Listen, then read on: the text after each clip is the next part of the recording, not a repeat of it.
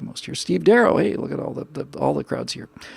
I won't be there live tonight since I'm stuck at an airport. So is there an aviation question? Here's an aviation question of sorts.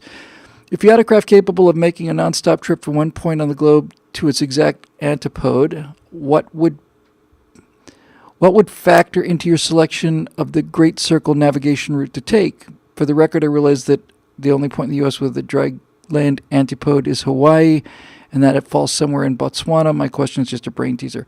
I'll just do that very quickly, and then I'll answer one aviation question I saw in the comments, and then I think I'll probably call it a night.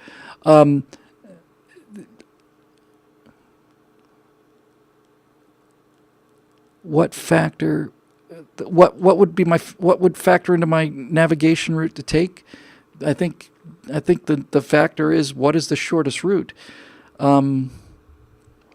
I don't know if any of you have ever flown, long distance, intercontinental distance, but if you have, you've probably been as surprised as I have at the course you take. For instance, I flew from Los Angeles to Thailand. My thought was we would take off to the west. We would continue west around pretty near the equator.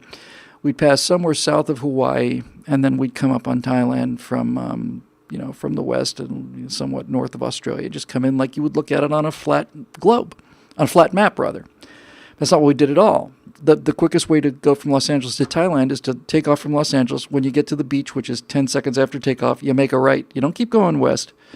You make a right. You fly up. We flew up the entire Pacific coast of the United States, the Pacific coast of Canada. We went all along the Alaskan coast. We went over the Aleutians. We came down through Russia. We came down through parts of China, and then we came to into Thailand from the north.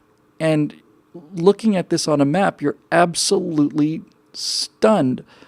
But when you look at it on a globe, and if you want to prove it to yourself, just get a globe and a piece of yarn, just some kind of flexible string. You put a pin where you are, and you run that yarn to where you want to go, and you try to find the shortest route. And in most cases, it will be, for European travel, it will be over the North Pole.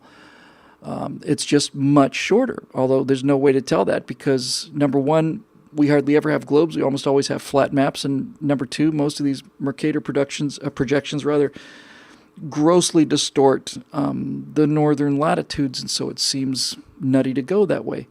But nevertheless, the criteria for any position, any aircraft position, any kind of course at all, if you want to get from A to B, the criteria is what's the fastest route. However, there is a question about aviation I want to touch on because it does bring up some interesting conflicts with my overall philosophy, and that was when we were talking about the air traffic controller strike earlier. Somebody in the comments section, I forgot who, maybe they'll remind me, said we should privatize air traffic control in this country. And you know me, I'm a big believer in privatization, and I generally think that a private company can manage things much better than the government and so on. But I have said also that there are some things that the government should do that private companies either can't do or shouldn't do, and air traffic control is one of them, and I'll tell you why. There have been now, because of the budget deficits, there have been for years, decades, an effort to save money by privatizing the air traffic control system, which normally, if it were pretty much anything else, I think swell, beautiful. That's great. And if it turned out that what they were talking about was taking the money that we spend on the federal government and handing that money over to Lockheed Martin or somebody and having air traffic control be the way it is now, then I'd probably be in favor of it. I'm sure they could do a better job of it, but that's not what they're talking about. What they're talking about is they're talking about a pay-as-you-go kind of thing, which basically means that you would have an account and you would be charged for the air traffic control that you use. Again, on the surface, that looks relatively fair, but it's a very, very bad idea. And one of the reasons it's a bad idea is because, generally speaking, Southwest Airlines has a bigger budget than, Uncle Lou, who's flying his Cessna 172. But if they both have to pay the same for the same kind of services, then you're going to have a problem there. But basically, in a nutshell, they do this in Canada, by the way. Canada's got a kind of a privatized system, kind of a hybrid, as always in Canada, government-private kind of thing, a bit like our postal service, I think. But the privatization terms or schemes that I've heard for, did I say schemes? That's what British use those words. I've always hated that term.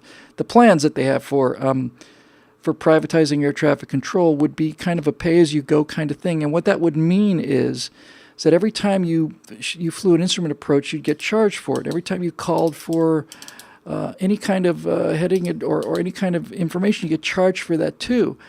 And that's very dangerous. It's very dangerous because if people are financial, what you don't want is you don't want to incentivize people to not use air traffic control. You don't want it to be set up so that the more you use, the more expensive it gets, because everybody will then basically try to save money by using as little of it as possible. And that's really, really, really bad. It's a bad, bad, bad idea. If it turns out that if it turns out that flying an instrument approach and you're in somewhat iffy conditions, you're not in full instrument conditions, but it's a little dicey. And it turns out that you want to fly an instrument approach back to your airport and then do an instrument approach into the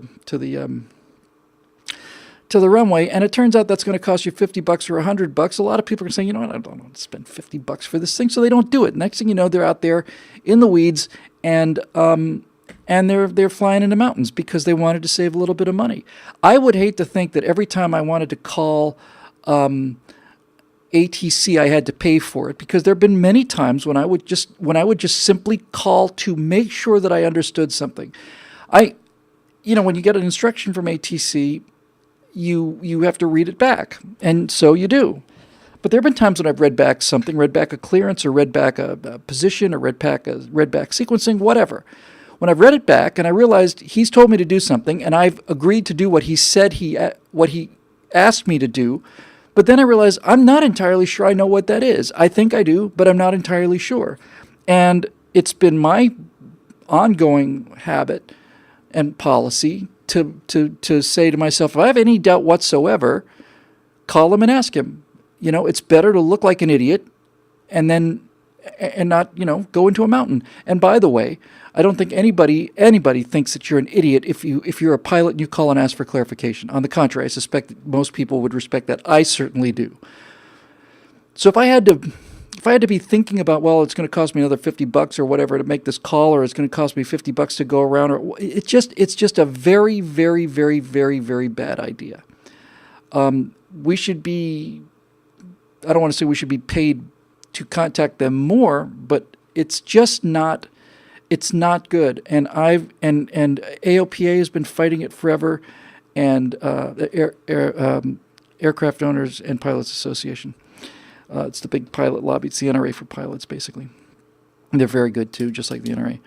I've been fighting it forever, and I didn't understand why until somebody told me why, and I realized, no, you don't want user fees for something like this. You want to be able to have the freedom to go out there and use or not use the service based on what you think is good for safety and not based on what you think is going to save you money. So I'm dead set against it. And by the way, I don't know what the air traffic control system costs in this country. I know we could do with a little less FAA, but in terms of the scheme of things, in terms of what it accomplishes, and just the revenue and the economic activity generated by passenger air travel, just that is enormous. You throw in air cargo and all the rest, that's enormous. And then you throw in people want to fly around for the weekend and they're bug smashers, that's actual freedom, and that's important too. And the cost of this system is utterly insignificant compared to what we spend on other things. I mean, it's not even a drop in the bucket. You can't even see the bucket. So I think this is one of the things that the government is supposed to do. I don't think that we can live without any government. I think it's a good example of something that the government should probably do to the degree that they can do it more economically. Great. And as I say, if they were to come up with a system where it was handed off to private sector but was not being used on a pay-as-you-go kind of a thing, where it was coming from our tax money and not that I was going to get my air traffic control bill for the end of the month, I think that might be worth discussing. But the problem is these things tend to drift. And and I just think it's a bad idea. Yeah, that's kind of where I am with that. So there's our aviation question.